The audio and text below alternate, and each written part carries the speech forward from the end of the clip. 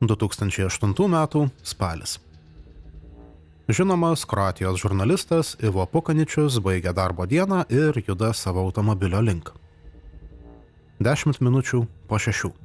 Zagrebą sudrebina sprogimas.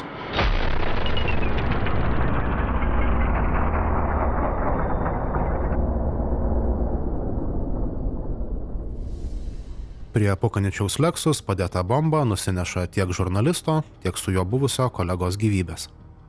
Dėl žurnalisto nužudymo suimti ir nuteisti net keli asmenys susiję su Balkanų nusikalstamomis grupuotėmis. Kas buvo žmogžudystės užsakovas, taip ir liko nenustatyta. Šią istoriją nauja šviesa nušviečia tarptautinis žurnalistinis tyrimas Cyprus Confidential. Iš Kipro nutekėję duomenys atskleidžia ne tik solidžius pinigus pervestus vienam iš žmogžudystės organizatorių, bet ir šių pinigų šeimininkus, o taip pat jų ryšius Lietuvoje. O čia radome sandorius su nusikalstamam pasauliui priskiriamų veikėjų, galimo mokesčių vengimo operacijas ir vieną turtingiausių Lietuvos politikų. Klausykit, turėkit, kaip sakoma, sąžinės. Jūs dabar klausimus užduodat, lyg tai mokesčių inspekcija ar dar aukščiau, prokuratūra kokia nors.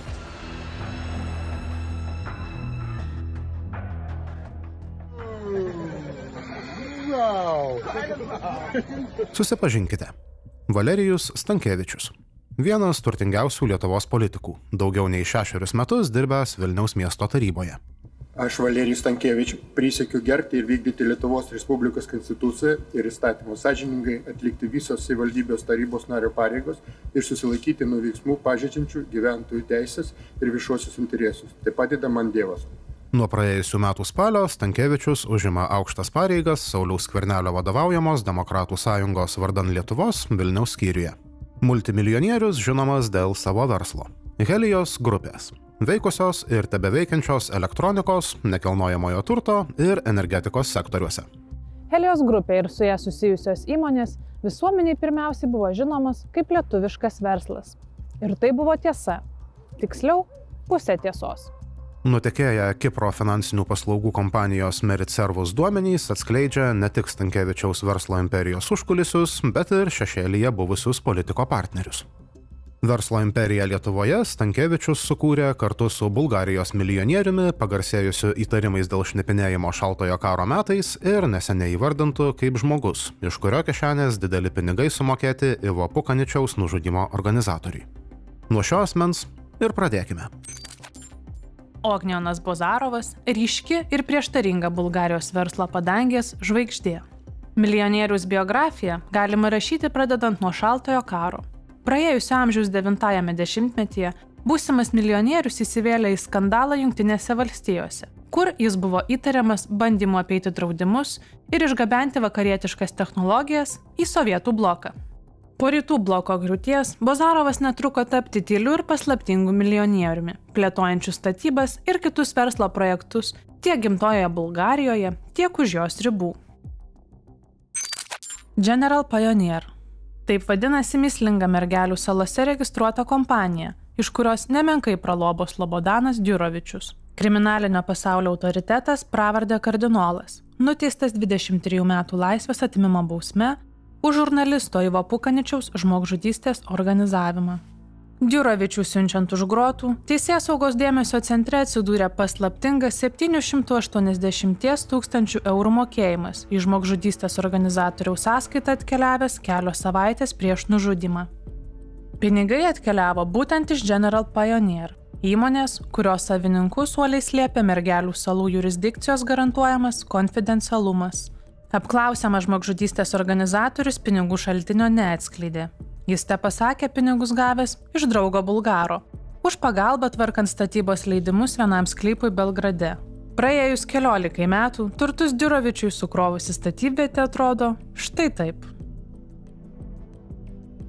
Žurnalisto nužudymo organizatorius ir vykdytojus siunčiant už grotų, sprogdinimo užsakovas liko nežinomas. Bet nutekėję Cyprus Confidential duomenys atskleidžia paslaptingos kompanijos General Pioneer savininką.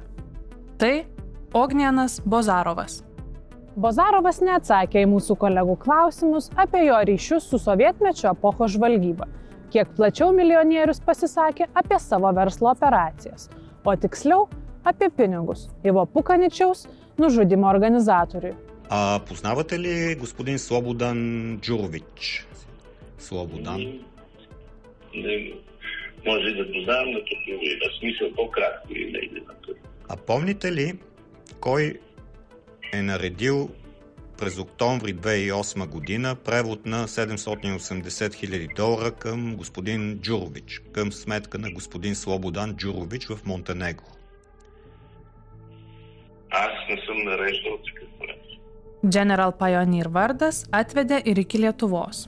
Nutekėjusiuose duomenyse radome ne vieną didelės vertės sandorį tarp šios įmonės ir Lietuvoje registruotų bendrovių. O taip pat radome ir žmogų, kuriam verslo ryšiai su Ognjenu Bozarovu sukrovė milijonus.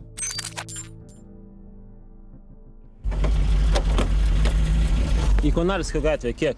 Į Konarskio? Jo. 30 litų. 30 litų? Taip. O pigiau? Pigiau nebūtų. Ankstyvaisiais Lietuvos nepriklausomybės metais kūrėsi dviejų tipų imperijos – verslo ir kriminalinės. Neretai šie du pasauliai persipindavo vienas su kitu. Žurnalistas Rimvydas Valatka tuos laikus prisimena puikiai. Jeigu kas nors kada nors parašys tokią verslo pradžios istoriją, tai vienas iš knygos skyrių turėtų būti aukcionai, kurie vyko pas daktarus, brigadas ir panašiai. Tai ir be kontakto su banditais praktiškai buvo, aišku, verslininkų, kurie bandė žaisti pagal taisyklės.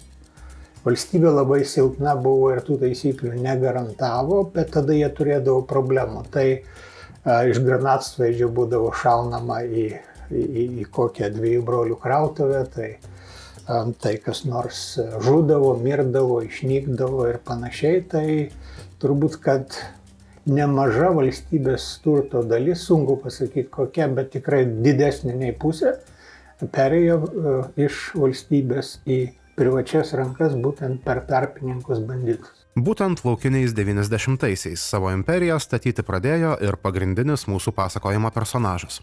Susipažinkite. Valerijus Stankevičius – vienas turtingiausių Lietuvos politikų. Pusantros kadencijos Vilniaus taryboje dirbusio verslininko turtas vertinamas apie 50 milijonų eurų. Milijonus Stankevičiui sukrovė nekilnojamojo turto ir energetikos įmonės, bei prieš keletą metų parduotas prekybos tinklas Elektromarkt. Stankevičius žiniasklaidoje neretai buvo pristatomas kaip visų šių verslų savininkas. Ir tai buvo tiesa. Tiksliau, pusė tiesos. Tiek Elektromarkt, tiek kitas Helios grupės įmonės Stankevičius valdė ir tebevaldo kartu su partneriais. Nuosavybę paskirstant lygiomis dalimis, po 50%. Savo dalį Stankevičius valdo tiesiogiai arba per Lietuvoje registruotas įmonės. Likę 50% veda į Kiprą. Tiksliau, į įmonės susijusias su Ognjenu Bozarovu. Lietuvoje veikiančius verslus Stankevičius valdė ir tebevaldo su dviem partneriais. Latvišką pasą turinčių Rusijos verslininkų Aleksandru Andronovu ir Ognjenu Bozarovu bei jo artimą aplinką.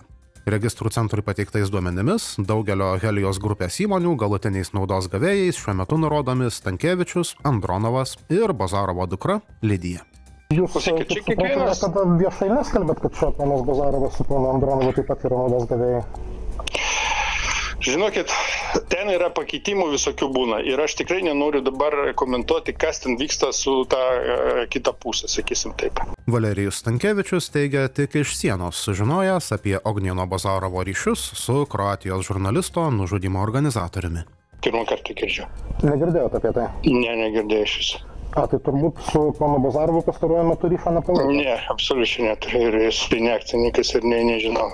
Kaip suprantu, čia jo dukra Lidija jau kurį laiką. Jau senai, mes bendravome su dukra, jis senai išėjo iš to verslo ir aš tai neįsivaizduoju, ką jis ten daro.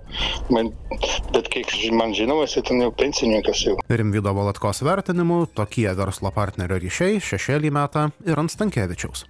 Tai yra politikas, kuris tegu ne aukščiausiam lygi, bet savivaldybių lygi tebesisuka. Tai toks politikas yra mažų mažiausiai įtartinas, ypač dabartiniai geopolitiniai situacijai. Mažų mažiausiai įtartinas, o čia yra panašu kaip Kuceko atvejis Slovakijoje, tai dar ir kraujo pėdsakas ir mano galva, kad tie lyderiai, kurie tokius priima, jie turi labai pagalvoti, su kuo jie ir prieš ką. Mūsų surinkti duomenys rodo, kad Bozarovo ir Stankevičiaus verslo santykiai užsimezgė prieš daugiau nei 2 dešimtmečius, kai 2 verslininkai kartu klojo Helijos imperijos pamatus ir pardavinėjo nekilnojamą turtą Vilniaus senamiestyje.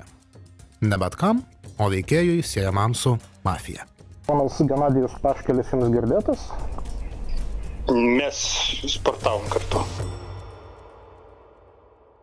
Štai šiame name, vos porą minučių pėsčiomis nuo Vilniaus rotušės, yra 4 butai su neeiline istorija. Vos per keletą metų jie tapo užsienio investicijų magnetu, pakeitė eilę savininkų, žaibiškai atpigo ir atsidūrė su nusikalstamu pasauliu siejamose rankose. Ankstyvaisiais Lietuvos nepriklausomybės metais 3, 4, 5 ir 6 numeriais pažymėti butai sudomino verslą iš už Atlanto. 1997 metais butus Vilniaus širdyje supirko Panamoje registruota kompanija Memphis Business. Tik panašu, kad Panamos kapitalas tebuvo iliuzija. Duomenys iš Panamos registro rodo, kad anapus Atlanto registruotą verslą valdė Valerijus Stankevičius. Memphis Business buvo likviduota jau 1998 metais, o 4 butai perleisti kitam užsienio investuotojui. Airijos kompanijai EDA Enterprises. 2000 metais turto kontrolė grįžo į Lietuvą, kuomet 4 butus perėmė Vilniuje registruota kompanija Elmos Lita, bet ir ji buvo valdoma per Kiprą. Elmos Litos pavadinimą girdėsite dar ne kartą. Jos istorija prasideda būtent nuo 4 butų Savičiaus gatvėje. Juos šviežiai įsteigta įmonė įsigijo tik tam, kad jų kaina nurėžtų daugiau nei perpus ir perleistų, praėjus vos keliems mėnesiams po įgijimo. Elmos Lita tuo metu kontroliavo Ognjano Bozarovo įmonių grupiai priklausanti Kipro kompanija A&L Holdings.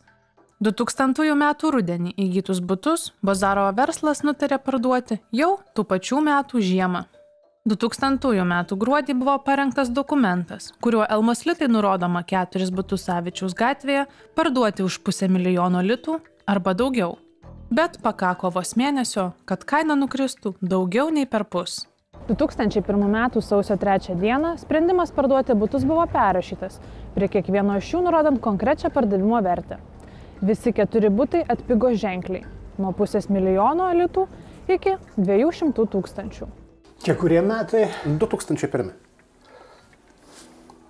Bandau prisiminti, ėmiau paskolą iš redakcijos 98. Antakalnį 56 kvadratinių metrų butas, 3 kambariukai tokie mažiukai, dabar galvoju, kiek ten aš ėmiau paskolą, 135 000 litų. Ar tai būtumėt paėmęs 200 kvadratų senamiestį už 200 000? Manau, kad būčiau kaip nors dar kur nors radęs tų pinigų. Tai, kitaip sakant, tai kaina nieko bendro neturinti su rinka, o rinka jau veikia geri 8 metai. Geri 10 metų jau. Padedant registrų centrui, 4 butų istoriją iš dalies atkūrėme. Kaip įrodo nutekėję dokumentai, visi 4 butai parduoti už bendrą 200 000 litų sumą. Ir panašu, kad jie parduoti su didžiuliu nuostoliu. Nekilnojamojo turto agentūros Oberhaus pateiktais duomenimis, tuo metu butai Vilniaus senamiestyje kainavo nuo 1800 iki 4800 litų už kvadratinį metrą, priklausomai nuo būklės. 4 butų Savičiaus gatvėje kaina siekia vos 1000 litų už kvadratą. Smarkiai atpiginti butai buvo parduoti jau kitą mėnesį.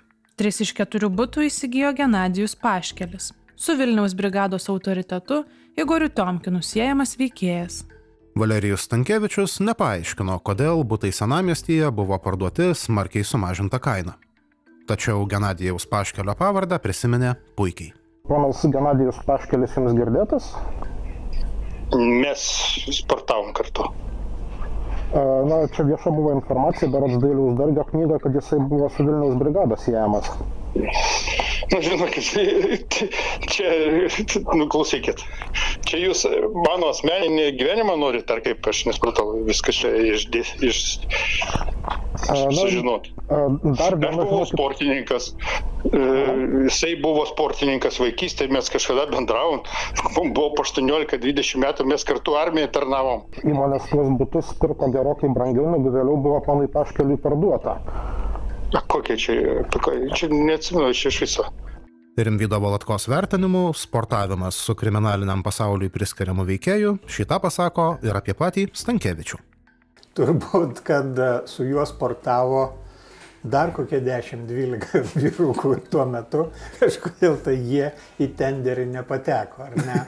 Tai paprastai, kaip tai yra dovana arba dovana, prie kurios nei jūs, nei finansai, nei mokesčiai, nei jūs, nei žurnalistai, nei finansų inspekcija, nei policija neprisikabins, nes už kiek nori, už tiek parduodu, ar ne? Prieš 20 mečius vykusios nekilnojamojo turto operacijos buvo naudingos ne tik su Vilniaus brigados Vadeiva siejamam veikėjai. Iš keistų operacijų smarkiai pralobo ir pats Valerijus Stankevičius. Pastato, kurį matote ekrane, jau nebėra. Tačiau prieš keletą metų nugriautas statinys turi labai įdomią istoriją. 2001 metais šiame pastate buvusias prekybinės patalpas įsigijo su Ognienu Bazarovu tiesiogiai susijusi kompanija A&L Holdings. Registrų centro duomenimis, Kipro kompanijai šis pirkinys atsiėjo 3 400 000 litų. Arba beveik 1 000 000 eurų. Nepraėjus nemetams, Kipro įmonė šį turtą pardavė Valerijui Stankevičiui ir jo sutuoktiniai. Nutekėję dokumentai rodo, kad buvo parengti 2 pardavimo sutarties variantai. Viename įrašant 1,5 milijono litų kainą, kitame vos 500 000. Kokia kaina buvo tikroji? Į šį klausimą atsakyti padėjo registrų centras. Paaiškėjo, kad Stankevičius patalpas Žirmūnuose įgijo už 500 000 litų. Beveik 7 kart pigiau, nei jos kainavo ankstesniems šeimininkams. Oberhaus statistika rodo, kad prekybinės patalpos Žirmūnuose tuo metu kainavo nuo 1600 iki 2800 litų už kvadratinį metrą.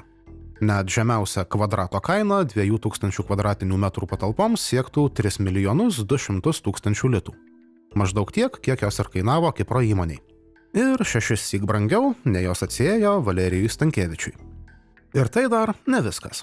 Praėjus vos 1,5 mėnesio nuo smarkiai atpigusių patalpų įsigijimo, Stankevičius jas pardavė Snoro bankui. Sandorio vertė – 2 700 000 litų. Taip, vos per kelias savaitės Valerijaus Stankevičiaus šeima uždirbo daugiau nei 2 milijonų litų pelną iš vieno vienintelio sandorio. Helios grupės prezidentas šio itin pelningo sandorio teigė nepamenantis. Galbūt prisiminsit tokį atvejį su Žirmūnų 67, kai A&L Holdings jums ir jūsų žmonai tuometiniai pardavė už 500 000, o jūs paskui kelis kartus brangiau Snoro bankui pardavėt.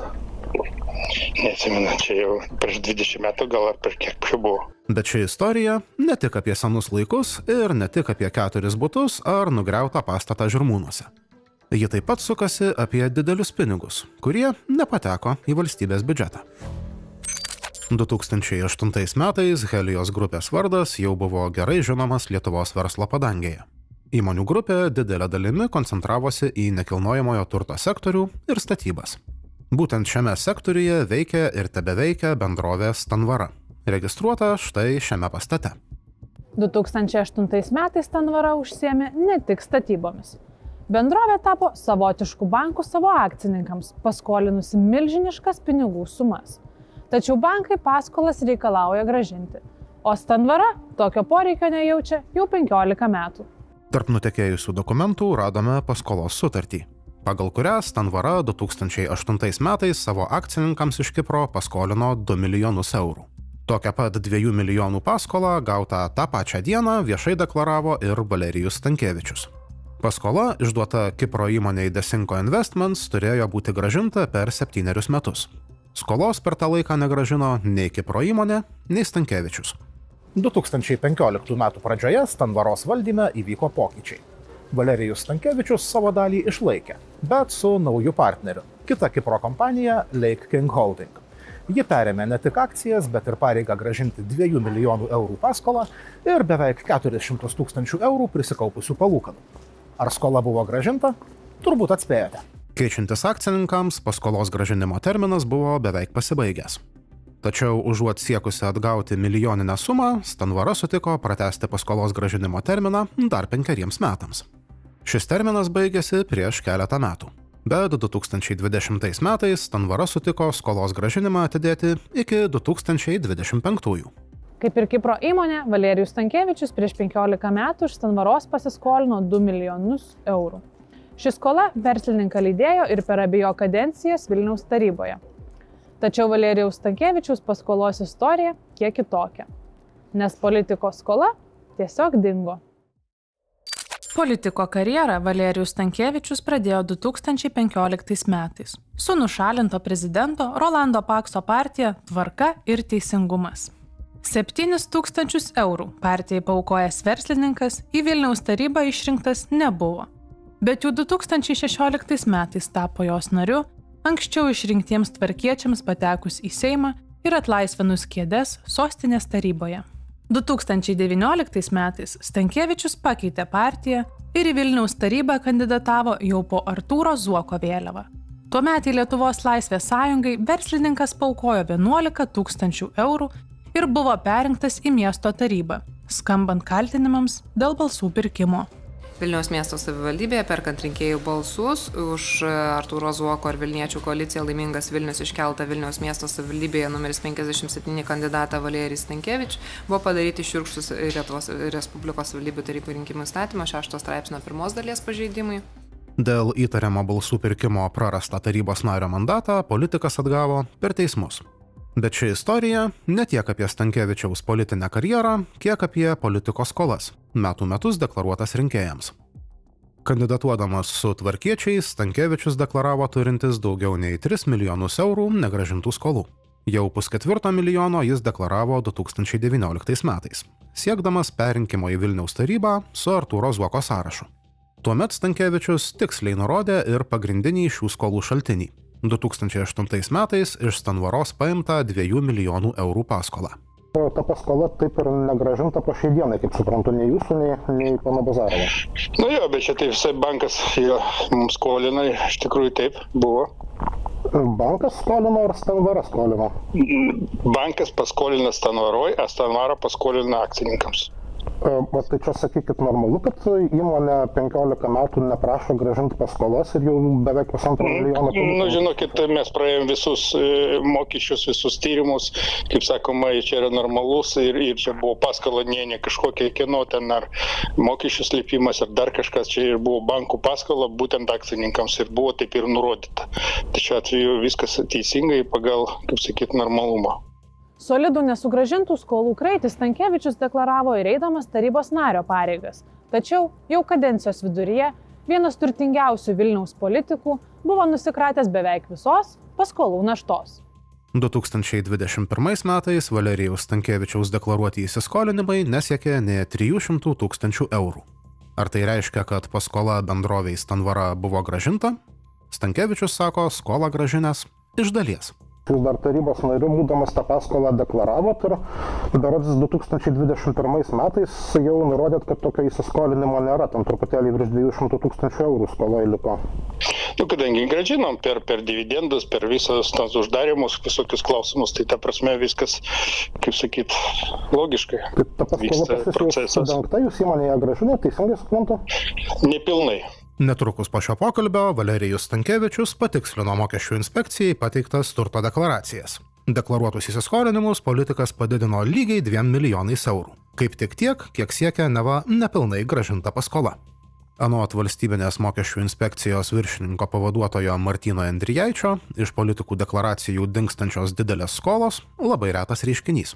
Jeigu dingsta įsipareigojimas, bet nematome nei pajamų padidėjimo, nei turto padidėjimo, tiesiog staiga dingsta didelė suma, iš karto keltinas klausimas, kokiu pagrindu jinai dingo, vien tik tai iš turto deklaracijos jau išvados formuoti negalime, bet tai sudaro prielaidą, kad įvyko neaiški ūkinė operacija. Pagal naujausius prieinamus finansinius dokumentus, Stanvaros akcininkai dabar turėtų grąžinti tiek 4 milijonus eurų paimtų paskolų, tiek daugiau nei 1 milijoną eurų susikaupusių palūkanų. Martyno Endrijaičio teigimu, amžinai negrąžinamos paskolos dažnas įrankis nesąžiningų mokesčių mokėtojų arsenale. Mat per tokias paskolas sumažinamas apmokestinamas pelnas. Ir įmonių uždirbti pinigai akcininkams atitenka apeinant 15% pelno mokestį. VMI praktikoje tai įvardyjama paprastai. Paslėpti dividendai. Jeigu yra suteikiama didelė paskola, palūkanos kaupiamos, bet jos nemokamos, klausimas, koks yra įmonės ekonominis tikslas. Tai galimai ir didelė suma, ir nemokamos palūkanos tik kaupiamos, ir kitos aplinkybės galimai sudaro prielaidą manyti, kad taip yra slepiamas dividendų mokėjimas. Valerijaus Stankevičiaus politinė karjera nenutrūko. Pernai politikas į Vilniaus tarybą kandidatavo jau su trečia politinė jėga – Sauliaus Skvernelio vadovaujama Demokratų sąjunga.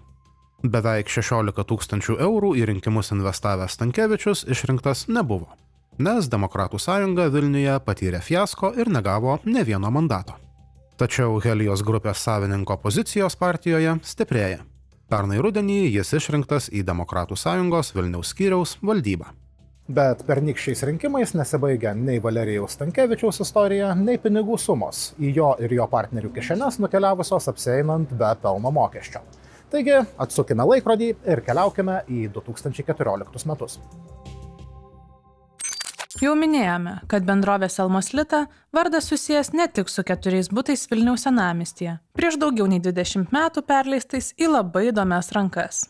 2014 metais Elmos Lita ir dar viena Helios grupės įmonė Intergas tapo kitos finansinės schemos elementais, leidusiais Stankevičiaus ir jo užsienio partnerių kišenes pildyti, apsieinant be pelno mokesčio.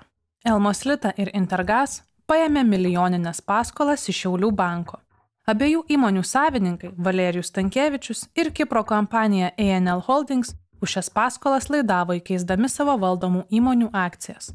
Toks akcininkų turto įkeitimas visiškai normali verslo praktika, tačiau 2014 metais įvyko kai kas mažiau normalaus. Elmos Litos ir Intergas įsiskolinimai bankui tapo Stankevičiaus ir jo partnerių pajamų šaltiniu.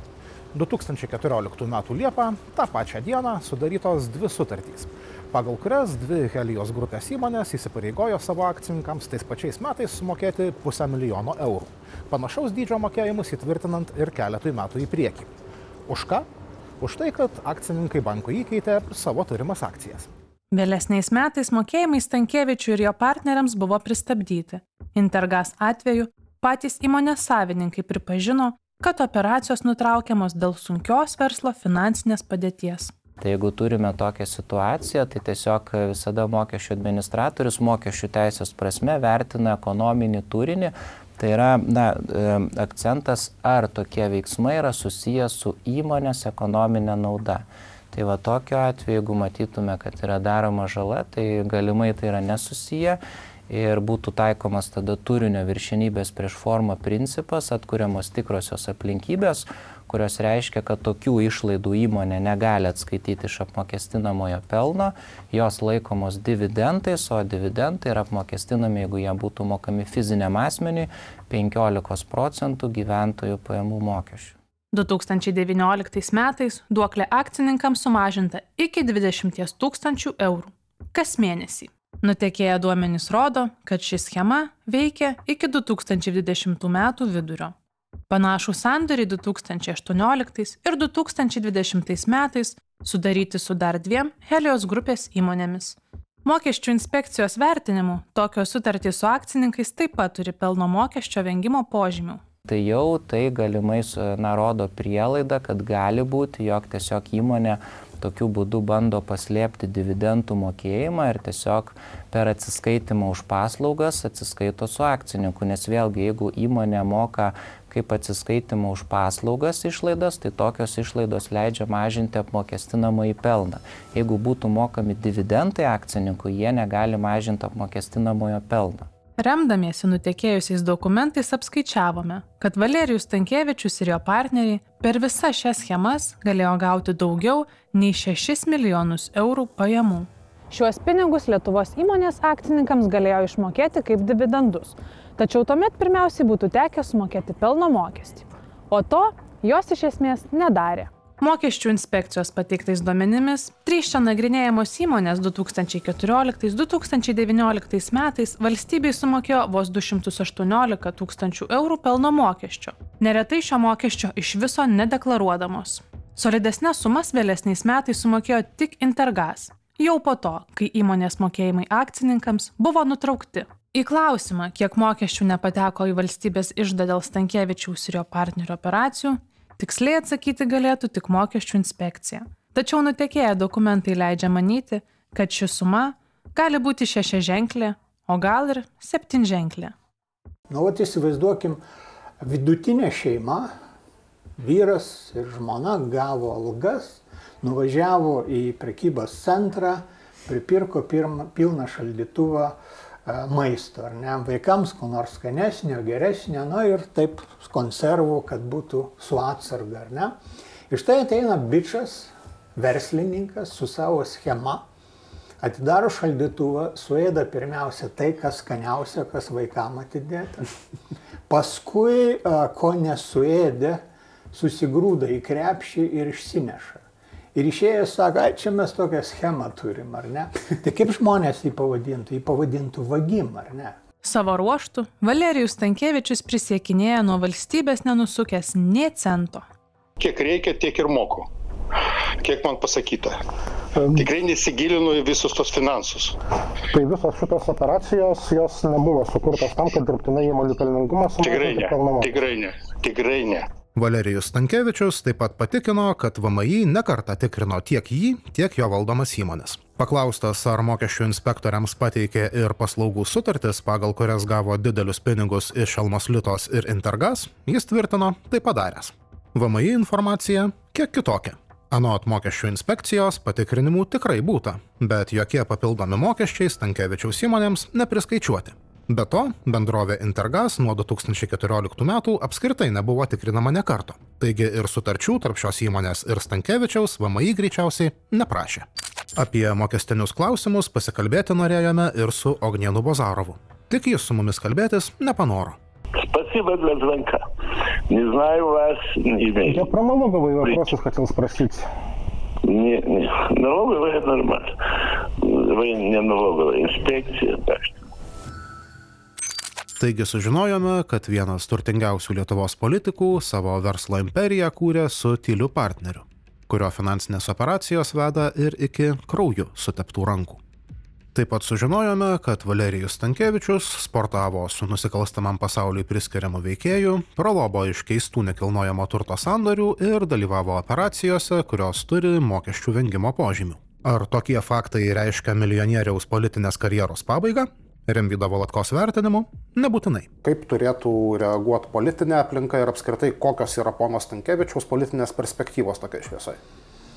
Gal, žinant Lietuvą, gal labai nemažas. Žinom čekiukų skandalą, ar ne?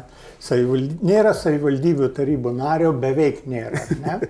Kuris nebūtų ėjęs į degalinę, iš šiukšlių dėžės ėmė 100 pirmų pasitaikiusių čekių, nuo fūrų iki motociklų, nuo dujų iki benzino ir nevertęs juos konkrečiais eurais. Tai tokioje atmosferoje matyt, kad ir mokesčių vengėjas nėra pats blogiausias partneris, ar ne? Nes, kaip pasakyti, jis tiesiogiai nevogė, jis taip apsukdamas vogė. Pašnekovo nuomonė, buvusio policijos generalinio komisaro vadovaujama partija neturėtų ignoruoti nei Stankevičiaus ryšių, nei galimo mokesčių vengimo epizodų.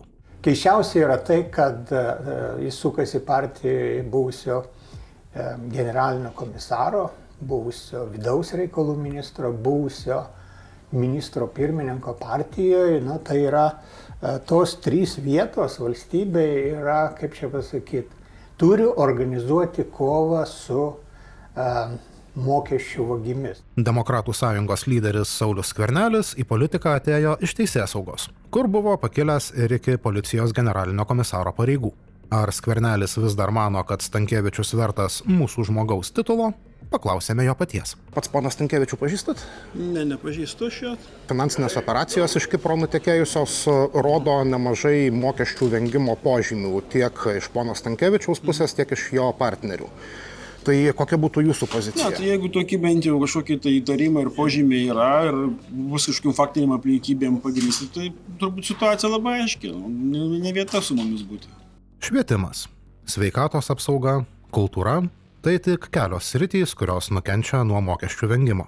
Tiesa, Rimvydas Valatka čia naudotų kiek stipresnį terminą. Mes juos vadinam mokesčių vengėjais, man atrodo, kad tai yra neteisinga, tai yra tiesiog vagius.